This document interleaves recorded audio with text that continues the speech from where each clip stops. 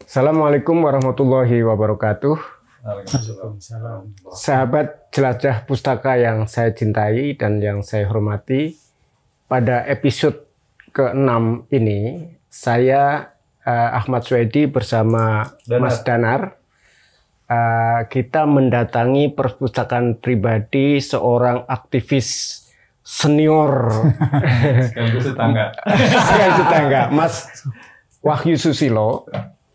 Beliau sekarang di Migrant Care, sebelumnya di INVI dan berbagai aktivitas ya. Jadi dan beliau adalah alumni Fakultas Sastra Jurusan Prodi Sejarah dari Universitas 11 Maret Surakarta.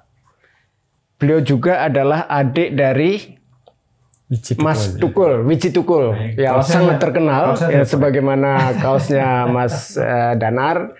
Wiji Tukul yang terkenal seorang penyair yang diculik ya oleh Orde Baru yang sampai sekarang tidak ketahuan. Nah, kali ini kita ingin berbincang-bincang, tentu saja Mas Wahyu meskipun aktivitasnya itu berkaitan dengan migran, tentang pekerja migran ya, baik perempuan maupun laki-laki di seluruh Indonesia dan di berbagai negara, Malaysia, Timur Tengah, Taiwan, Hong Kong, Korea dan seterusnya. Tetapi beliau masih konsisten mengikuti buku-buku sejarah sejak S1. Nah, ini yang sangat menarik. Dan produktif menulis, Pak. Dan produktif menulis. Kebetulan bulan depan akan nulis di jurnal saya di Fakultas Islam Nusantara Unusia. Jadi tadi pagi masih pamer di Facebook. Tulisan saya di Kompas. Iya, itu.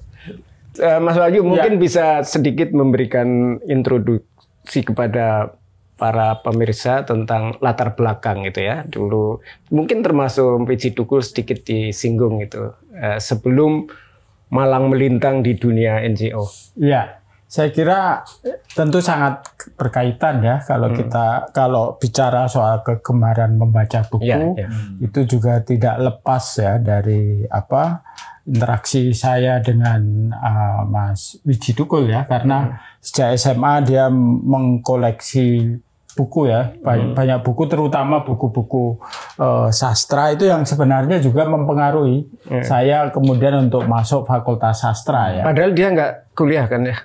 Dia hanya selesai bukan hanya selesai, dia putus di tengah jalan ketika kelas 2 SMKI. Waktu itu Sekolah Menengah Karawitan Indonesia. Tapi waktu itu muncul keheranan saya mengapa ketika dia berhenti sekolah, tapi dia masih minat bacanya, masih tetap mengkoleksi berbagai. Bayangkan dulu dia buku, tinggal di desa ya, tinggal di desa, di kampung, tetapi sangat produktif membuat puisi dan mengumpulkan buku-buku untuk ini ya. Ya, hobinya adalah sebenarnya yang mungkin sampai sekarang itu masih sering saya lakukan ya juga dengan beberapa teman itu adalah mencari buku-buku bekas ya. Kan kalau dulu di Solo itu yang legendaris itu di belakang Sriwedari atau kemudian di alun-alun utara Solo ya. Kalau di Jogja di shopping center. Di shopping center. Dulu saya malah sama Mas Eko Sulistyo yang kemarin juga diwawancara, itu teman satu kelas saya waktu kuliah itu bahkan sampai nyari-nyari buku selain di shopping juga di Pasar Johar Semarang. Jadi banyak dapat buku-buku langka seperti itu. Dan saya kira itu kemudian menjadi bekal ketika selain bekal sekolah ya, karena waktu itu tentu buku-buku bacaan akan makin melengkapi karena pada masa kita berkuliah di masa Orde Baru kan hanya diktat saja yang diberikan ya, tapi ketika kita membaca buku-buku di luar diktat itu bukan hanya menumbuhkan atau memberi nilai tambah ketika kita berkuliah, tapi ini juga memberi juga dorongan kekritisan kita. Karena waktu itu kemudian kita dapatkan buku-buku, waktu itu buku yang kemudian menjadi salah satu acuan kami itu adalah buku yang ditulis Adi Sasono sama Pak Sri Tua Arif, Indonesia, Ketergantungan dan Keterbelakangan seperti itu. Karena dan waktu itu buku itu udah langka, saya dapat sama Eko itu di Pasar Johar dan itu memperlihatkan ternyata ekonomi Indonesia itu begitu rapuh. Jadi ketika Orde Baru ada pembatasan terhadap akses bacaan, kita justru nafsunya tinggi ya. Jadi di masa Orde Baru meskipun ada pembatasan bacaan ya, terutama buku-buku kritis, termasuk bukunya Sri Tua Arif dan Adi Sasono itu termasuk buku yang dibatasi karena dia kritis tentang ketergantungan gitu. Karena ini kan perspektif ekonomi bangunannya beda dengan ekonomi mainstream. Ini terutama Amerika Latin itu Arif Budiman juga disertasinya ya.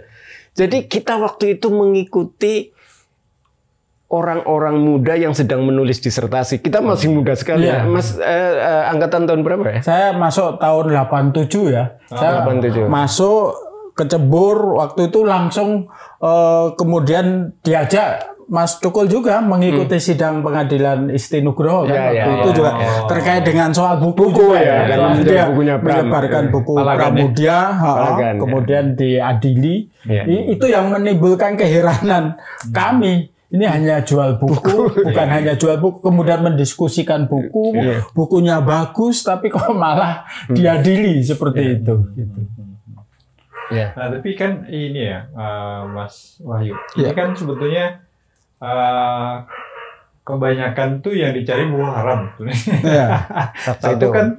Satu kan susah nyarinya. Yang kedua resiko kan. Kalau kita kedapatan menyimpan atau bahkan sedang membaca. Tapi kenapa apalagi itu menjadi dorongan yang sangat kuat? Sebenarnya apa sih yang menyebabkan apa ya? Maksudnya saya pun sampai sekarang kadang suka berpikir kenapa ya dulu kita begitu.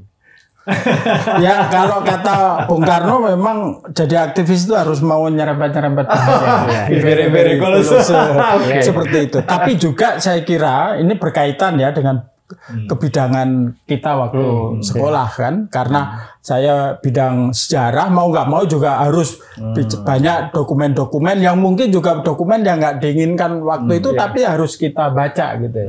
Nah misalnya kemudian di ujung masa kuliah saya misalnya saya nulis soal kebangkitan Sarekat Islam sampai menjadi Partai Komunis Indonesia.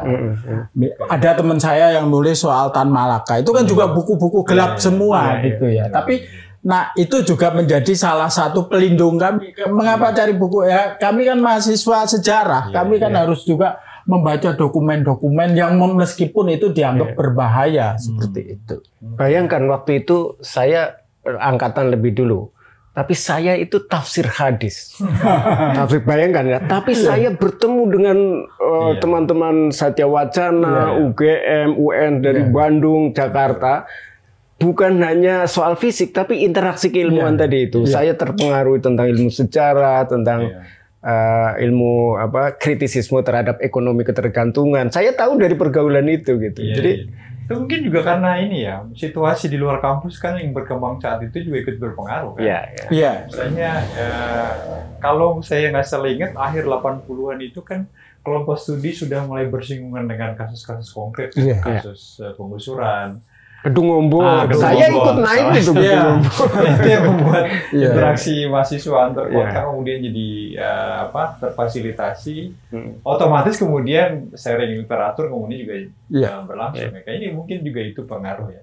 Iya, saya kira sangat berpengaruh dan saya kira institusi pers mahasiswa itu punya pengaruh yang besar ya karena kemudian disitulah kemudian pertukaran bahan-bahan bacaan ya, bukan hanya buku-buku resmi tapi juga buku-buku terjemahan gelap dicetak dengan stensilan waktu itu kita bacanya misalnya stensilan dari STF Triarkara itu ya tentang Marxisme, meskipun sebenarnya itu kritik terhadap Marxisme, tapi kita bacanya tetap sembunyi-sembunyi seperti itu gitu. Nah baru kemudian itu menjadi buku ya, buku resmi itu setelah Orde Baru jatuh kan. Juga teologi pembebasan itu ada beberapa, bahkan ada bukan disertasi, saya kira itu baru tesis ya dari Universitas Kristen di mana itu dilarang secara eksplisit, tapi kita justru menyebar gitu. Nah, Mas Wahyu waktu itu gimana caranya menyimpan keinginan untuk katakanlah membelanjakan di tempat lain, karena pasti fokusnya kan ngumpulin uang untuk nyari buku. Iya, saya kira salah satu strategi yang kami pakai waktu itu sebenarnya media yang ada itu juga sudah memberi ruang pada mahasiswa. Saya ingat koran Eksponen ya di Jogja itu kan kalau setiap kita nulis itu kita dapat honor 7.500 itu udah dapat 2 atau 3 buku. Apalagi kalau itu buku buku bekas. Itu separuhnya pasti untuk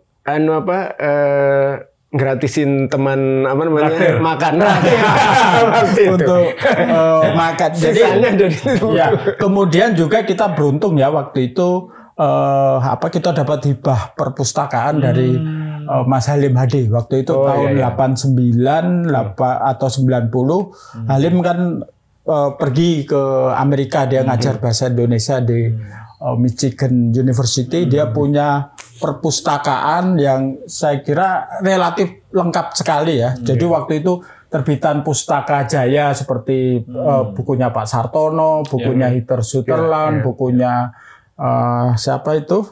Robert Fanny, itu punya Clifford Geertz, itu punya lengkap semua. Jadi ini yang saya kira kemudian menimbulkan gairah kita untuk kemudian dalam kegiatan literasi itu buku-buku pokok tentang Indonesia pertama ya, tentang itu. Jadi memang ini ya baca nulis gitu ya. Itu kira-kira aktivitas pokoknya itu ya. Diskusi, demonstrasi dan demo itu ya. Iya, kalau demo kan dikategorikan senam. Mari kita senam-senam. Kita tidak memisahkan ya. Jadi satu rangkaian. Terutama pers mahasiswa ya. Saya waktu itu di arena membaca, belajar, tukar pikiran itu bagian karena saya kira kepercayaan kita gitu kan, atau paling tidak terminologi kita pakai kan praksis ya. Aksi, teori, refleksi. Itu satu proses dialektis yang memang harus dialami semua gitu. Tidak hanya baca lalu kemudian baca diskusi, dan saya kira fase akhir 80-an kan fase antitesis terhadap generasi kelompok studi yang ke Menara Gading kan. Jadi memang teman-teman habis diskusi, baca buku, lalu kemudian terjun mendampingi kasus-kasus sengketa tanah kan. Ngomong adalah yang cukup fenomenal. Jadi buku-buku yang terkumpul ini termasuk di ruangan lain ya, karena ini ruangannya ada beberapa, jadi bukunya hanya ini. Nanti ada ini. Jadi buku-buku yang ada di sini itu termasuk pergulatan pada waktu mahasiswa dan ini ya. Atau yang banyak yang kecacar juga, karena pindah-pindah. Kalau yang mahasiswa hanya sedikit ya. Ada juga satu tadi yang saya sampaikan. Peninggalan dari Mas Tukul ya. Tapi ini banyak ketika saya sudah berada di Jakarta ya. Misalnya kalau di lemari ini juga koleksi berdua saya sama istri saya karena banyak buku-buku tentang perempuan. Kemudian juga ada juga buku-buku yang karena pekerjaan ya. Karena dulu saya kerja untuk isu selain perempuan juga untuk isu ketenaga kerjaan, untuk isu migrant worker gitu. Selain juga dari pustaka-pustaka Indonesia, saya juga dapatkan misalnya Filipina banyak sekali ya, misalnya kepustakaan tentang migrasi seperti itu. Kemudian saya kira tapi tetap subjek yang utama yang paling saya suka itu subjek sejarah. Karena itulah yang saya nulis apapun juga basisnya juga dari fakta-fakta sejarah seperti itu. Bagaimana ceritanya setelah kuliah terus masuk ke dunia NGO ya? Belum pernah kerja profesional atau di kantor gitu pernah? Profesional jadi konsultan. Iya. Sambil. Iya. Saya kuliah selesai 7,5 tahun, tapi IP nggak jelek-jelek amat juga, di atas 3 skripsi gua. Nilai 4 itu sebenarnya jadi bekal saya juga ngelamar dosen.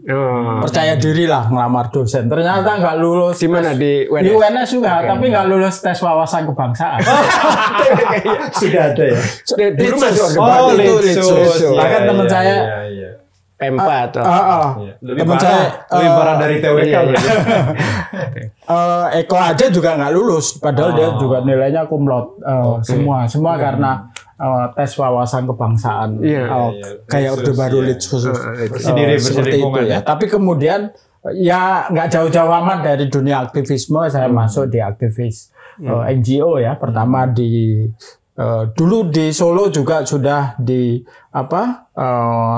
di Kita Pertiwi, di Energi untuk Rakyat waktu itu, karena waktu itu kan setelah rame-rame Kedungombo selesai kan kita juga aktif di penolakan PLTN ya, kalau nggak salah di Jepara itu. Dan itu malah lebih jauh, kita harus soal energi alternatif, soal yang lebih teknikal. Jadi mengajukan alternatif itu juga ya. Mengajukan alternatif seperti itu. Nah, kemudian ketika di Jakarta memang lebih banyak fokus untuk isu pekerja migran ya. Saya masuk di SP Solidaritas Perempuan itu untuk isu pekerja migran, kemudian sempat juga di konsorsium pembela buruh migran, kemudian di isu-isu pembangunan ada di Infit, saya pernah kerja di Infit, kemudian juga sejak 2004 saya bersama Anies, Cak Mul dan Mas Alek itu mendirikan Migrant Care di situ.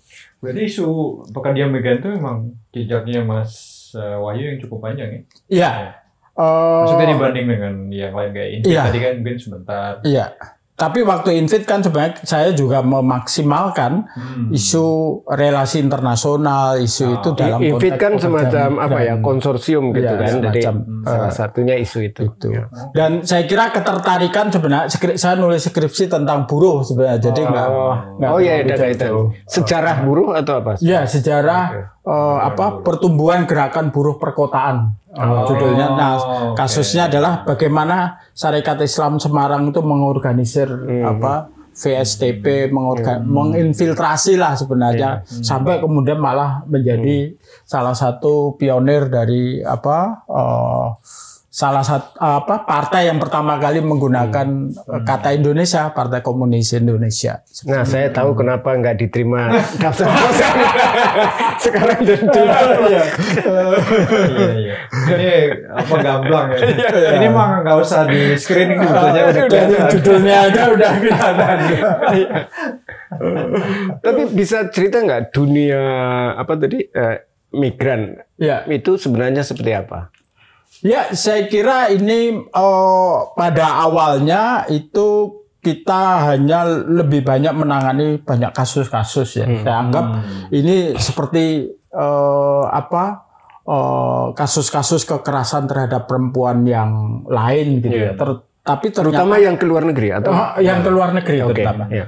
Tapi ternyata ada dimensi-dimensi bagaimana ini ternyata pola eksploitasinya mulai dari desa sampai dari awal sampai pada tingkat global seperti itu, sehingga setelah kembali juga sehingga memang butuh analisis yang lain ya. Nah, kalau tradisi di Indonesia sendiri kan misalnya yang mengkaji migrasi tenaga kerja, misalnya teman-teman demografi, teman-teman geografi itu lebih banyak melihat hanya pada soal push and pull faktor. Gitu kan. Statistik. Hanya melihat ya karena dia miskin ya dia kerja gitu. Tapi nggak melihat dimensi-dimensi yang lain gitu ya. Dimensi-dimensi bagaimana diplomasi negara yang lemah dan mengapa gitu. Dimensi-dimensi mengapa ini terjadi, karena ternyata karena ketimpangan, ada negara miskin dan ada negara kaya. Artinya sebenarnya persoalan atau struktural faktornya itu tidak sesimpel push and pull itu. Jadi Mas Wahyu, perhatian yang berubah ya dari Solo katakanlah ke Jakarta itu kan hampir fokus pada migran ya, sudah mulai masuk ke buruh dan lain sebagainya. Itu ada pengaruhnya terhadap koleksi buku bacaan gitu. Tentu basisnya tetap sejarah, tapi ada. Iya, saya kira kemudian saya juga memperluas koleksinya. Tentu selain buku-buku feminisme, buku-buku perburuan, tapi juga buku-buku tentang ekonomi politik dan hubungan internasional. Karena saya kira soal migrasi itu sangat erat sekali dengan soal relasi politik internasional ya. Dan juga tentu sebenarnya buku-buku legal ya, buku-buku hukum ketenaga kerjaan ya, meskipun mungkin saya awam banget soal itu gitu. Jadi harus mengupgrade pengetahuan. Ya, harus upgrade misalnya juga soal yang terakhir saya punya keminatan itu soal human trafficking. Soal perdagangan manusia ya.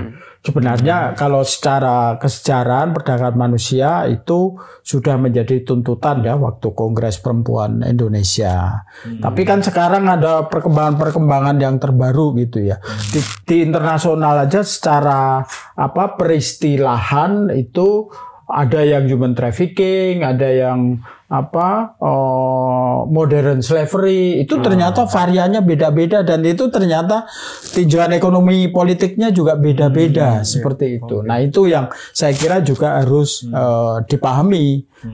Seperti itu misalnya bagaimana driving policy Amerika Serikat ya. Amerika Serikat itu kan punya laporan sendiri tentang trafficking in person report. Tapi kemudian juga ada UNODC yang juga bikin report seperti itu. Ya. Gitu. Jadi juga ada banyak kepentingan politik, tidak hanya soal kepentingan humanistik atau kepentingan HAM, tapi seperti juga HAM ya, ada kepentingan politik di baliknya dan kita tentu harus memahami seperti itu. Gitu. Tapi kalau bicara ini Mas ya, pekerja migran itu sebetulnya dalam pengamatannya Mas Wahyu selama ini pemicu utamanya itu faktornya apa sih? Iya tentu awalnya adalah soal ekonomi ya, soal ekonomi, tapi kemudian juga berkembang. Yang saya kira ini yang juga sedang saya lakukan ya. Migran selalu berkaitan dengan krisis mobilitas manusia. Sebenarnya migrasi tenaga kerja itu kan juga bagian dari mobilitas manusia. Bagian dari urbanisasi ya. Mungkin ya. Jadi perpindahan ke pusat ekonomi. Ya, kira-kira gitu. Seperti itu. Jadi misalnya perang menghasilkan pengungsi, iya kan. Kemudian bencana alam. Sekarang yang juga lagi rame itu climate migration. Jadi perubahan iklim itu juga menimbulkan perpindahan manusia. Dan saya kira kalau soal migrant worker itu lebih banyak soal inequality, soal ketimpangan ya antara negara miskin dan negara kaya. Dan misalnya krisis 98 itu bagi Indonesia migrasi kemudian menjadi penyelamat. Karena di krisis 98 kemudian outlet ya semacam. Iya. Jadi misalnya dulu kan kemudian pekerjaan hilang banyak ya di Indonesia, kemudian upah merosot, ya pilihannya kerja ke luar negeri. Nah, Indonesia kemudian terima remiten tinggi banget. Bahkan sampai tahun 2004 dibanding tahun 97 itu meningkat 5 kali lipat.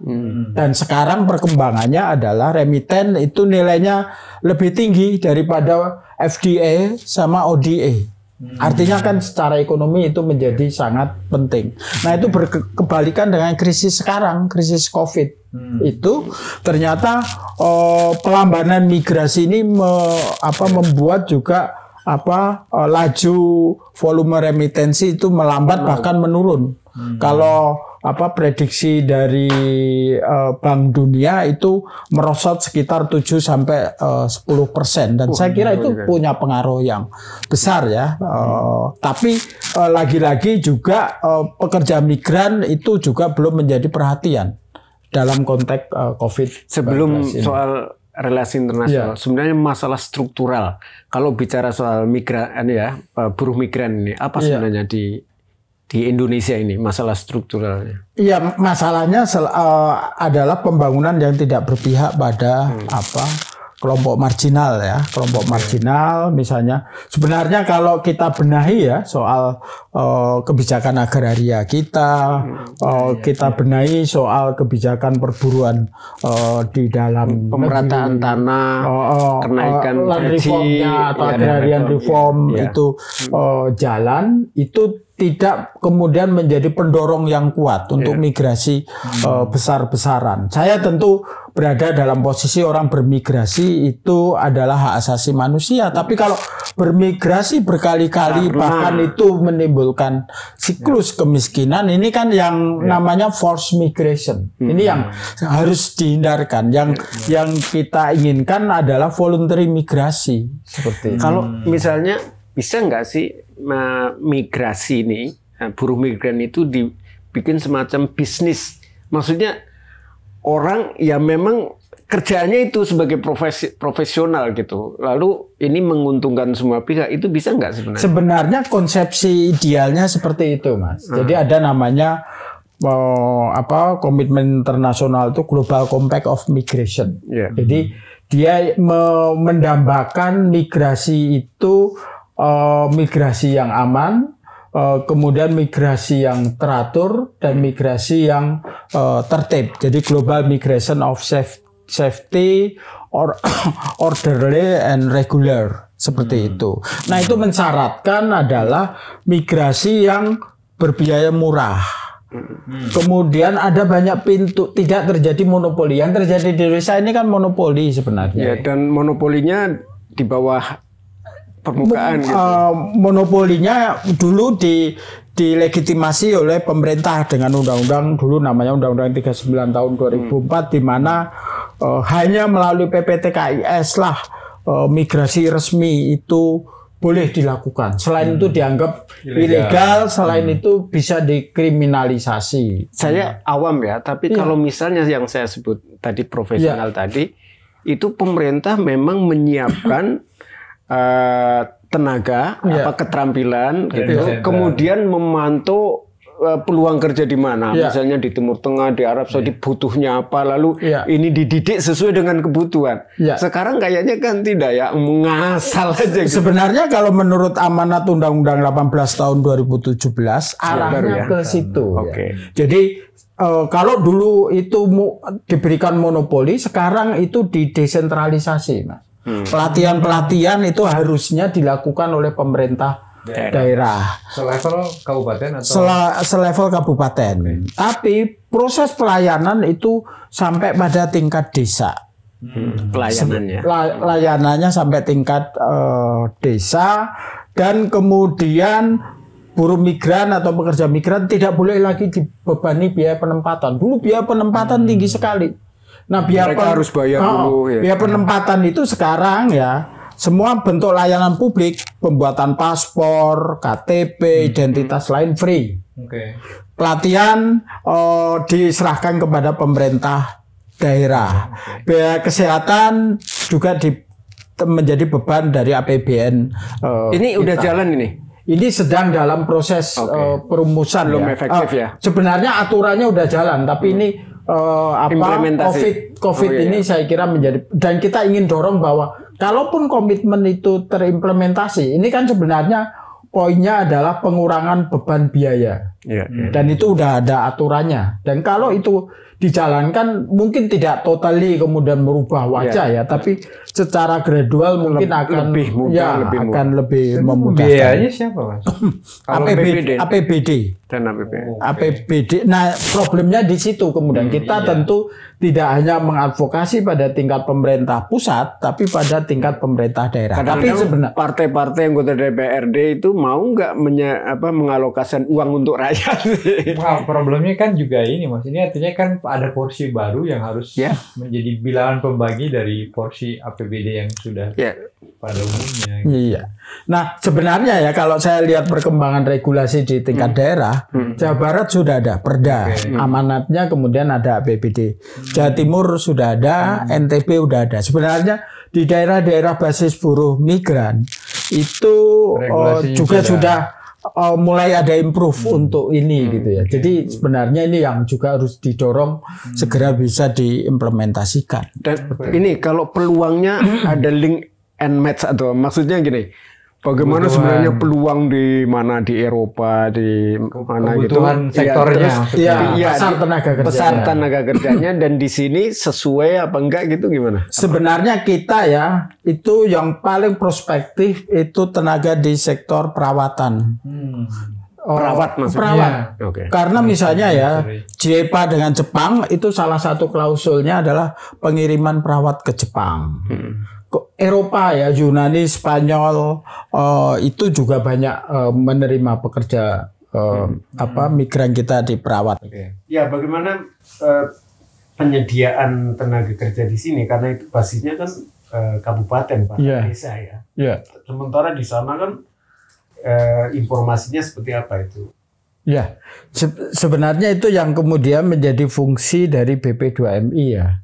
Kalau dulu sekarang fungsi BP2MI itu ditambahi juga tentu kerjasama dengan perwakilan di luar negeri itu market intelligence sebenarnya juga mengukur kapasitas kompetitor kita gitu ya. Kita ada di mana. Misalnya untuk yang tadi saya sampaikan soal kesehatan itu ya.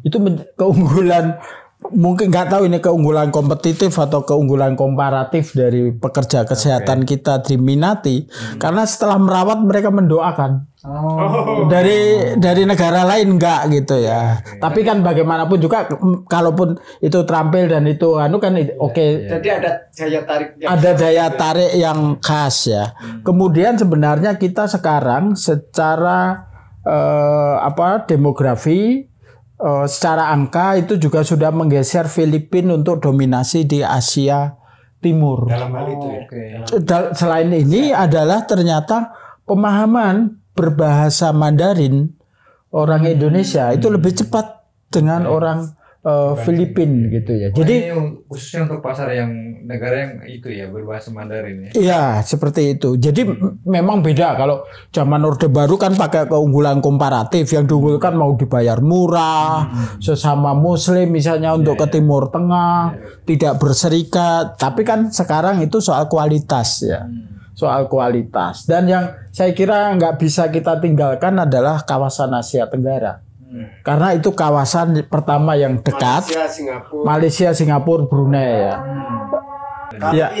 Kalau ini dikelola dengan profesional sebenarnya ada pergeseran image juga ya. Kalau dulu TKW, TKI kan kelas rendah lah. Orang yang terpaksa tidak punya pekerjaan atau tidak bekerja. Sekarang itu kan bisa disebut sebagai pasar beneran, pasar tenaga kerja yang profesional gitu. Iya, menurut saya kalau tata kelolanya itu bagus, itu ada ekosistem migrasi tenaga kerja yang sehat ya, yang fair, yang berkualitas seperti itu.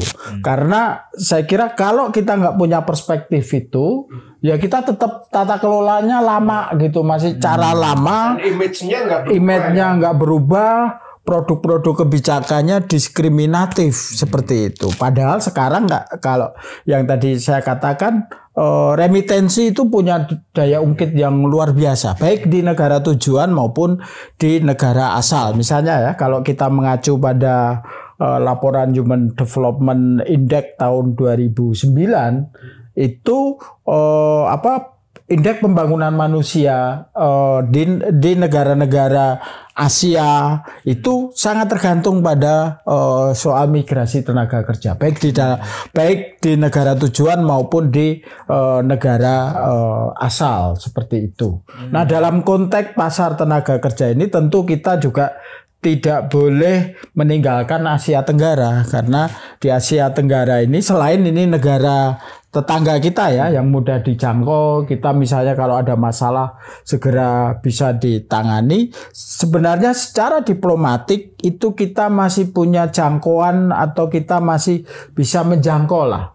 Ini dalam konteks misalnya politik luar negeri kita. Bagaimanapun juga kan Indonesia sangat diperhitungkan di ASEAN, dan ASEAN sebenarnya di atas kertas itu sudah punya beberapa instrumen terkait perlindungan pekerja migran seperti itu.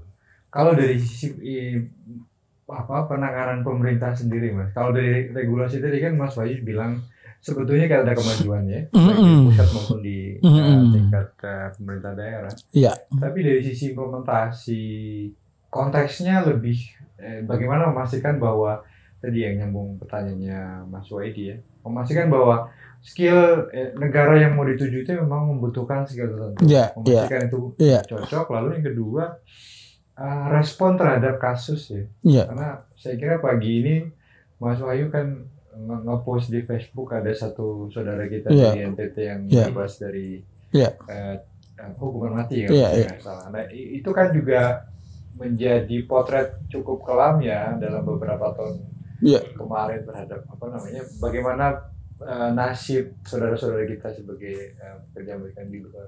Nah itu gimana Mas Wahyu melihat perjalanan ini? Ya saya kira harus diakui ya di masa Jokowi ini ada sedikit progres ya, meskipun sama-sama Solo ya. Bukan. Jadi. Nah, saya kira karena dulu kan yang jadi tagline utama di Nawacita itu negara hadir ya. Nah, itu sebenarnya selain ya itu mungkin jadi bahan propaganda atau kampanye pemerintah, tapi itu sebenarnya mendorong CSO itu menagih janji pemerintah untuk itu, karena dulu nggak ada benchmarknya. Kalau dulu kan memang nggak ada sama sekali political will tentang, nggak ada yang bisa ditagih, ada yang bisa ditagih. Tapi kalau sekarang lu bilang mau negara hadir, tapi sekarang negara cuma titip absen aja gitu. Kadang-kadang kan seperti, tapi ada alat ya untuk menagih itu. Kemudian juga turunannya dibanding misalnya saya baca RPJMN sebelum masa Jokowi sama sekali nggak nyebut soal migrant worker. Kalau ini adalah padahal jumlahnya begitu besar. Kalau sekarang adalah itu disebut, ada implementasinya, misalnya ada undang-undang yang baru seperti itu, meskipun memang ini ironinya seperti ini ya, di atas kertas Menteri Luar Negerinya lumayan tapi repotnya ada di pelaksana ini gitu ya. Karena apalagi sampai desa ya, jadi nggak mudah ya. Iya, sampai jadi mindset mereka warga negara kelas 2 itu masih ada. Baik layanan di tingkat desa, di kabupaten, apalagi di luar negeri. Misalnya diplomat kita masih nganggep pekerjaan membela buruh migran itu bukan pekerjaan diplomasi. Padahal itu intinya itu nah dalam konsep negara hadir itu kan itu yang paling utama. Seperti itu ya. Kemudian dalam konteks tadi yang disebut hukuman mati. Dulu memang ketika Migrant Care melakukan pendataan ini, itu yang mendorong kemudian pemerintah bikin satgas ya. Bikin satgas zaman SBY itu kemudian diidentifikasi ada sekitar 400 TKI kita yang terancam hukuman mati ya, rohnya. Ya dengan berbagai level seperti itu ya. Nah ini sebenarnya juga jadi bom waktu Presiden Jokowi kan. Kan hampir semua pekerja migran kita yang dieksekusi mati itu kan sebenarnya dari pemerintahan yang lama gitu ya. Tapi karena kegagalan diplomasi atau tidak melanjutkan diplomasinya, kan waktu itu Gus Dur beberapa dia bisa bebasin ya waktu Adi bin Asnawi, tapi tapi Siti Zainab itu nggak dilanjutkan sama Megawati sama SBY, dan kemudian eksekusi dilakukan pada masa Jokowi. Itu sudah ada. Tapi kan apapun misalnya Satgas ini karena kemudian mendapatkan data-data posisi kasusnya, kemudian langkah-langkah apa yang diambil macam-macam seperti itu, sehingga saya kira itu kemudian mengurangi lah angka itu. Kalau dulu 400 sekian, sekarang mungkin 123, meskipun angka-angka nggak boleh kita bandingkan ya, karena ini soal nyawa. Tapi memang yang menjadi persoalan ada perbedaan ketika kita melakukan advokasi pekerja migran kita yang terancam hukuman mati di Timur Tengah dan di negara lain. Kalau di negara lain itu masih punya ruang negosiasi, kita masih bisa memberi bahan dukungan, bahan pembelaan. Misalnya kalau kasusnya Wilfrieda Soik ini salah satu yang meringankan dia, ditemukan data karena dia Katolik ya, surat baptis dia ternyata dia umurnya waktu dia berangkat masih anak-anak. Itu. Tapi kan argumentasi itu nggak pernah bisa kita pakai pembelaan ketika kasus itu terjadi di Timur Tengah. Jadi karena Timur Tengah sangat tertutup pengadilannya ya, Mas Edi lebih tahu ya, syariah macam-macam, dan diplomasi kita underdog lah. Iya, sangat eksklusif. Kita ya underdog itu. Iya, itu. Okay. Nah, ASEAN ini kan saya punya banyak pengalaman lah. Membantu pemerintah juga, membantu KBRI, memberikan argumentasi, bisa membebaskan misalnya 5 pekerja migran Singapura. Kemudian Malaysia ya kayak kasus Wilfrieda, Siti Aisyah yang kemarin dianggap terlibat pembunuhan politik tingkat tinggi, itu masih bisa lah. Makanya tadi bilang ASEAN itu juga nggak boleh ditinggalkan karena kita masih bisa menjangkau secara politik. Kalau berusaha ada impact-nya gitu. Pemirsa, Mas Wahyu ini bukan hanya aktivis, tapi juga penulis di media, di jurnal juga. Dan ini baru saja menerbitkan buku ya, judulnya Pekerja Migran Indonesia, Realitas Kerentanan dan Tuntutan Perlindungan. Mungkin bisa dijelaskan sedikit ini secara umum. Iya, sebenarnya buku ini adalah refleksi saya terutama pada masa pemerintahan Jokowi ini ya, turun naiknya kebijakan tentang pelindungan pekerja migran dari optimisme, kemudian ternyata juga makin hari makin kesini itu tantangan juga masih sangat berat. Kemudian juga ada sub-sub tema, misalnya karena ada tentang human trafficking secara spesifik, karena kasus-kasus terbesar pekerja migran kita itu selain tadi hukuman mati, selain undocumented adalah mereka yang terjebak pada human trafficking. Tapi di sini saya juga tuliskan soal perkembangan tata kelola migrasi pekerja kita, kemudian juga kerentanan-kerentanan baru yang dialami oleh pekerja migran kita. Bukan hanya kerentanan-kerentanan yang selama ini kita dapati, misalnya menghadapi kekerasan seksual, kemudian soal pengupahan, tapi juga kerentanan-kerentanan dia terpapar ekstremisme kekerasan.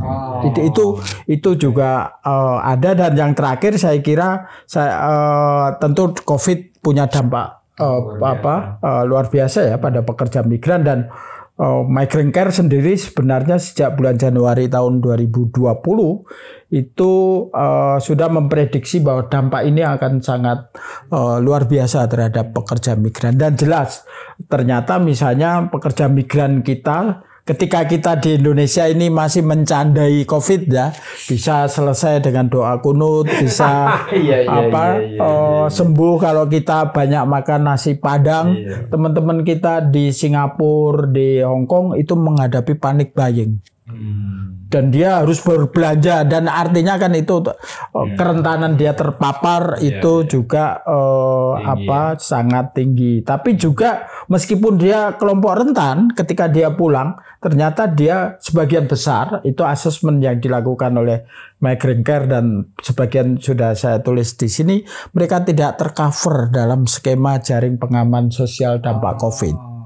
Karena ternyata karena mereka pulang dalam 1 tahun terakhir ini, sementara skema jaring pengaman sosial dampak COVID itu kan basisnya paling utama DTKS 2015 ya Mas. Betul. Jadi sebenarnya bukan hanya pekerja migran, tapi kelompok-kelompok lain, pekerja informal lain juga sulit untuk mengakses ini. Ya, jadi sebenarnya meskipun pekerja migran itu jumlahnya besar dan komitmen yang banyak, tetapi belum ditempatkan sebagai kelompok masyarakat yang setara gitu, bahwa mereka juga memberi sumbangan yang besar dan profesional gitu. Jadi belum ada rekognisi sebenarnya, rekognisi baik di negara tujuan maupun di negara asal. Ini yang saya kira harusnya segera dilakukan oleh pemerintah, karena misalnya ya kalau dalam tinjauan volume remitensi itu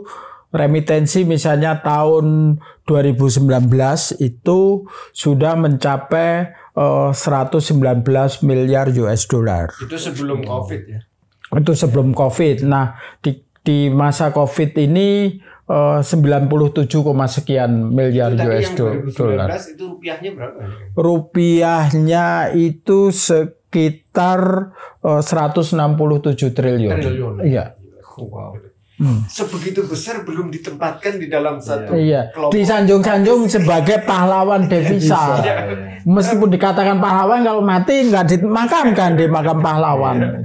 Atau ada ancaman hukuman ya nggak saya kira harus masuk dalam kategorisasi ya. Kita ini. Tapi sih kebayang juga sih Mas Swaidi dan Mas Wahyu ya, karena memang kan manajemen sumber daya manusia kita ini masih menjadi PR besar. Iya. Artinya apa? Yang lain aja belum terurus. Maksudnya gini, kalau tadi Mas Wahyu bilang ini dipersepsikan sebagai warga kelas 2, paling nggak birokrasi yang menangani mereka begitu ya. Nah, yang dikategorikan sebagai warga negara yang sudah dianggap saja gitu, manajemen sumber daya manusianya belum diurus. Saya coba ngebayang sih, memang ini tantangan yang luar biasa ya.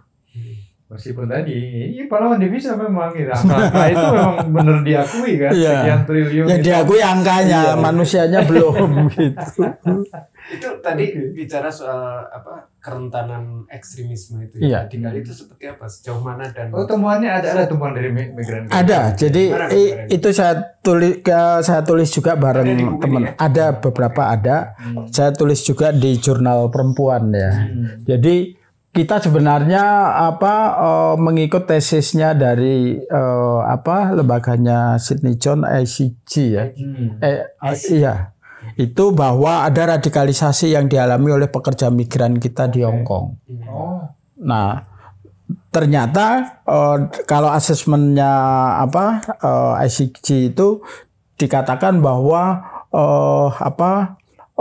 online komunikasi online itulah yang juga menjadi salah satu faktor utama, seperti juga yang dikatakan oleh Huda ya, Nur Huda Ismail. Media sosial online dan media sosial ya, karena dia mengikuti pengajian juga lewat platform-platform online. Tapi kita temukan sebenarnya lebih dari itu ada gitu. Pola, gitu. Ada pola pertama, kemudian juga ada misalnya perasaan dia ingin menebus dosa. Misalnya di Hong Kong ya, di Hong Kong kan media kita juga kadang-kadang juga pemerintah itu kan selalu menstigma mereka hidupnya hedonis gitu ya. Ada liputan media tentang LGBT di kalangan mereka, itu juga menimbulkan keresahan di kalangan mereka gitu loh. Nah, ketika mereka keliru memilih channel pengajian seperti itu, mereka ingin menebus dosa itu dengan ikut amaliyah. Tahapannya bisa pasif ya. Mereka bisa hanya menyumbang. Tapi ada yang tahapan-tahapan yang sangat aktif sekali gitu.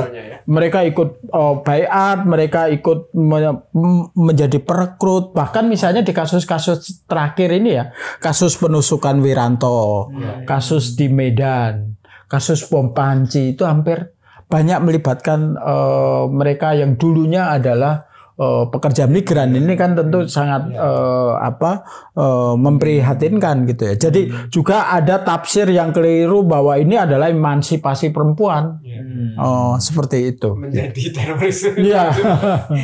Sepertinya kalau dari deskripsi Mas Wahyu barusan kan berarti tantangan bagi pemerintah lebih kompleks ya. Iya, lebih kompleks. Yang tadi soal memastikan dia ditempatkan sesuai dengan kebutuhan negara tujuan, jaminan gaji, skillnya segala macam, social protectionnya, dan ini ada tambahan lagi kan, soal ekstremisme gitu ya. Jadi pembekalan juga mestinya harus ada materi tentang itu gitu ya, materi tentang wawasan kebangsaan. Tapi yang memang ini benar-benar tentang misalnya toleransi sebenarnya yang juga bagi mereka penting ya, seperti itu. Karena kan Nah ini yang menurut Access Migrant Care itu malah terjadi di negara-negara yang relatif terbuka, di Hong Kong, di Taiwan, di Korea. Tapi Timur Tengah nggak ada ya, karena Timur Tengah ngakses saja nggak bisa gitu ya.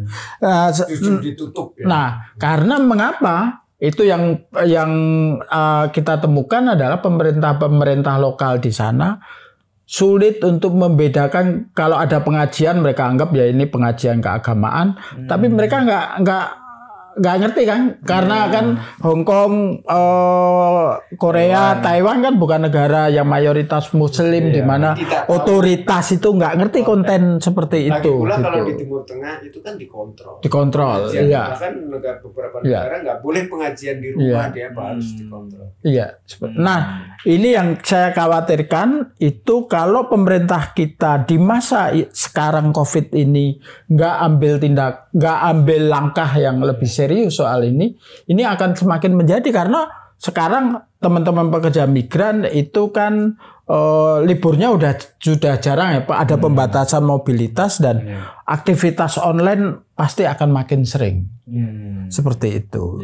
Jadi tentu bukan mengekang mereka, tapi bagaimana juga memberi narasi-narasi tanding untuk mengcounter seperti itu. Apakah ditemukan misalnya yang dari pihak itu merekrut itu secara aktif, misalnya katakanlah dari jaringan radikal, jaringan teroris, merekrut mereka secara sengaja gitu? Ada ya. Jadi kalau kita lihat filmnya udah tentang pengantin itu, mereka merekrut lewat perkawinan online seperti itu. Nah kemudian yang juga harus menjadi perhatian serius adalah soal pendanaan, karena kan teman pekerja migran kita itu sangat filantropis loh. Kalau ada bencana di mana-mana mereka nyumbang, mereka solidaritas solidaritas. Nah, ada solidaritas yang kemudian disalahgunakan. Ini yang menimpa teman-teman kita di Singapura. Jadi ada 2 atau 3 teman pekerja migran, nggak ngerti apa-apa sebenarnya mereka, tapi ketika mereka diketahui transaksi memberikan sumbangan pada lembaga yang terindikasi teroris, mereka dijebak dalam kasus pendanaan terorisme. Itu. Padahal niatnya tulus ya, sedekah. Yang menyalahgunakan itu pihak. Iya. Karena itu bagaimana cara mengatasinya itu? Nah, mengklirkan gitu. Iya, sebenarnya sih terutama sebenarnya teman-teman masyarakat sipil itu tidak juga tidak tinggal diam ya untuk ini ya. Terutama teman-teman ormas keagamaan misalnya. Kalau di mana itu di Korea, kalau nggak salah setahun 2 tahun yang lalu Gus Mus sama Gus Ulil keliling ke sana. Kemudian di Victoria Park di Hong Kong itu juga tiap minggu ada pengajian yang dilakukan oleh teman-teman Fatayat, Aisyah untuk itu, dan tentu memproduksi sebenarnya narasi-narasi tanding ya lewat online seperti itu. Sporadis atau ada koordinasinya? Saya kira masih sporadis ya. Tapi kalau ini terorisme itu kan ada yang kerja sendirian, ada yang seperti itu ya. Ini mestinya dikoordinasikan supaya harus tidak tumbang tindih. Nah harusnya memang pemerintahlah yang juga outreach ke akar rumput seperti itu. Karena asesmen kami ya. Tahun 2012-2013 saya ngecek juga di websitenya salah satu perwakilan kita, itu ternyata ya diundang ya para Ustadz, selebriti yang ternyata juga arahnya juga mungkin nggak langsung ya, tapi narasinya itu intoleran, yang eksklusif seperti itu. Atau jangan-jangan yang di penyelenggara di KBRI-nya juga emang sudah di salah satu perwakilan kita di luar negeri ada satu yang kemudian dipecat karena terlibat. Itu yang menarik sih tadi Mas Wahyu sampaikan. Memang alternatif narasi itu penting ya, kemudian diproduksi, disosialisasikan, kemudian memang karena bagi mereka kan sendiri ya di sana itu. Ya itu kesendirian mereka. Nah, kangen mereka itu bisa dijawab dengan itu. Jadi gitu. kalau ada narasi dengan target tertentu ya, migran di mana, ini bisa didapatkan di mana, Mas Wahyu? Teman-teman mau dapat? Ya, saya kira bisa berkomunikasi lewat platform-platform sosial medianya. Migrant Care kita bisa.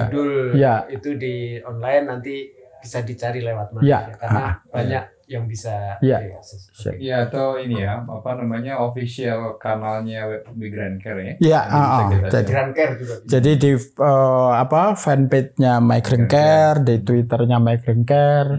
Instagram Migrant Care. Oke, terima kasih Mas Danar, Mas Wahyu. Terima kasih Gus Edi, Mas Danar. Sahabat jelajah pustaka yang saya cintai, demikian wawancara dan kunjungan kami ke perpustakaan Mas dan belajar. Sama-sama belajar. Terima kasih sekali lagi. Assalamualaikum warahmatullahi wabarakatuh. Waalaikumsalam.